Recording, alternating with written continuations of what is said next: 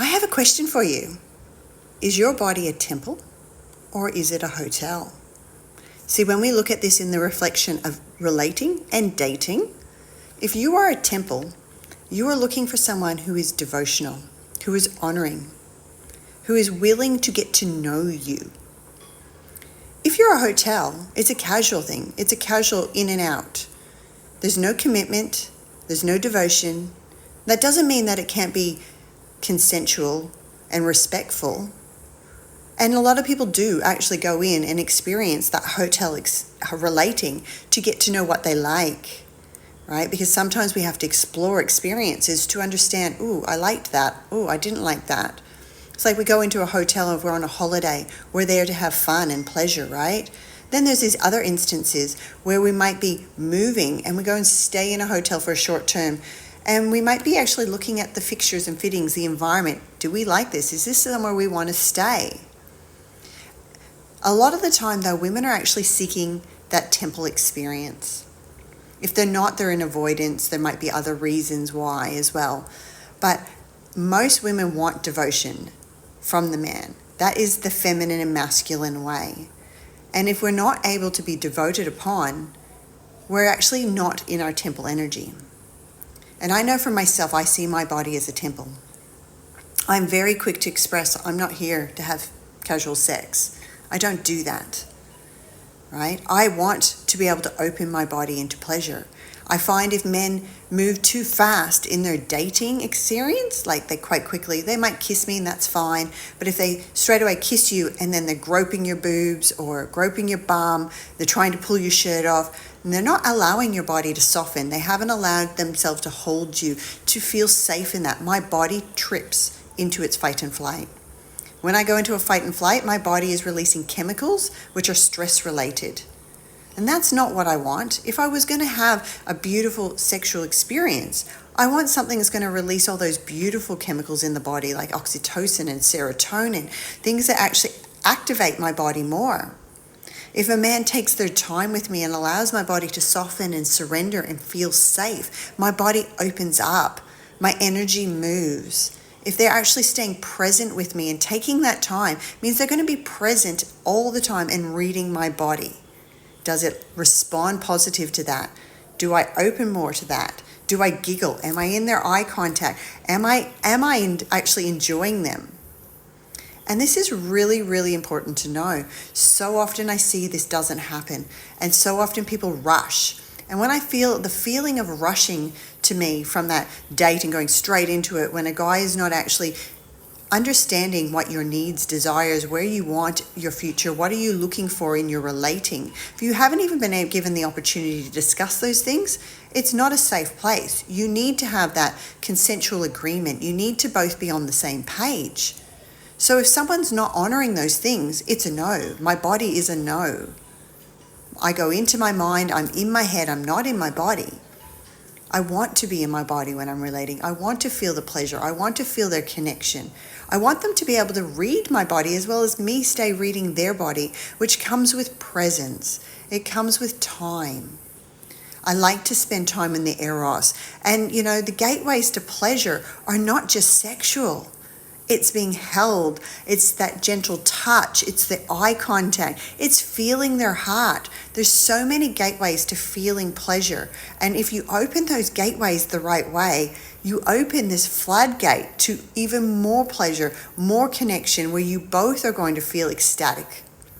If it's rushed, I feel like it's more like a race to get to the finish line, right? And usually that means one person gets there, right? There's usually only one winner in a race. So it means one person climaxes and the other person sort of didn't quite get to that place. Maybe you do. Maybe you both come in first and second, and that can be great too.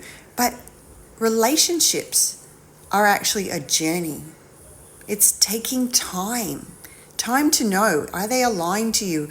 Are they connected to your heart? Are they connected to that lower chakra or that yoni area? Are they connected to your mind, your values? Are they seeing and seeking the same things in long-term commitment? These are the things we are looking for. So allowing a connection that makes you feel safe, allowing that you can actually speak openly and communicate is so powerful. It is going to change the way you relate. You need to be vulnerable. You need to be open. You need to know what you need. You need to know your own body. You need to be able to recognize when your body is shutting down, when you are going into your head, when the fight and flight is actually being activated. Because that tells you a lot about the situation. And maybe it's past trauma, and maybe it's the way this person's making you feel.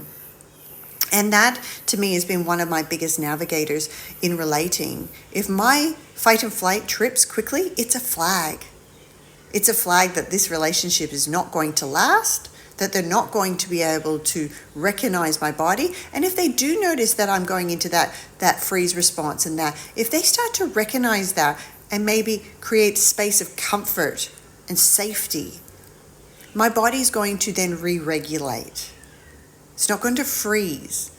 And it's really important to know that a lot of women, when their fight and flight goes off in sexual relating, they do go into a freeze response. They actually shut down. Their capacity to speak becomes limited. They become more stiff. They may actually start pushing you away and, trying to pull themselves away. But you'll notice that they're not engaging with you. They're not enjoying the touch as much. They're not opening up. They seem frigid. Doesn't mean that they're frigid, but they're actually in this response within their body. And over years, I've learned to get to know this fight and flight within my body.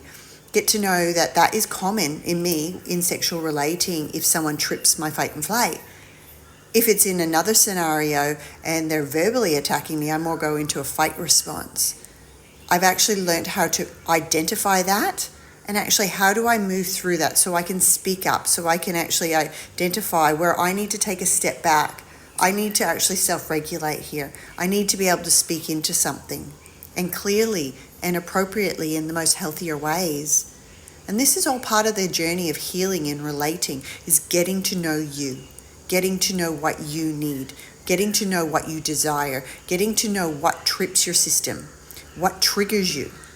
All those things are very, very valuable because that means that you're going to be able to identify it in yourself, but also able to speak into that openly and honestly. If you know certain things are going to create resistance in your body by the fight and flight being engaged, you can actually warn them. I really don't like when you do that. If someone does these things to me, my body does this, because there might be a trauma response. And those things can be healed a lot of the time. And I know through my own experience, I was able to heal a lot of those things too. But it took time and it took the right person. It took someone that made my body feel safe. It allowed them to do these things slowly and allowing me to be able to read my body and watch how I was engaging, and me being able to do that. When people are rushed, your nervous system's going off, and a lot of the time you're still trying to calibrate things and they're just stepping over your boundaries. They're pushing through, and afterwards you feel violated. And it's how women end up in situations that they don't want to be in. So it's learning to find people to speak to openly and honestly that can honor your body. Take that time. Understand, are you looking at yourself as a temple? Are you looking at yourself as a hotel? What do you need? What deciphers the difference between those two things? And finding alignment to those relating relationships. So I hope you guys received something today. It was something that I have written a bit about on my Facebook and Instagram and things like that. And, I recently went on a date and I had someone that tripped it. And I was like, okay, I want to express this again. I want to talk about these things again because there's so much value in these things. And I know years ago when I was going through my own healing experiences and learning to relate better and connect better with people, these were things that I really dived into.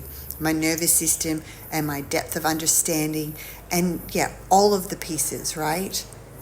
And it was listening to people that understood these things, who'd been there, who had worked through them and moved through them and actually come out the other side healed or in a better way.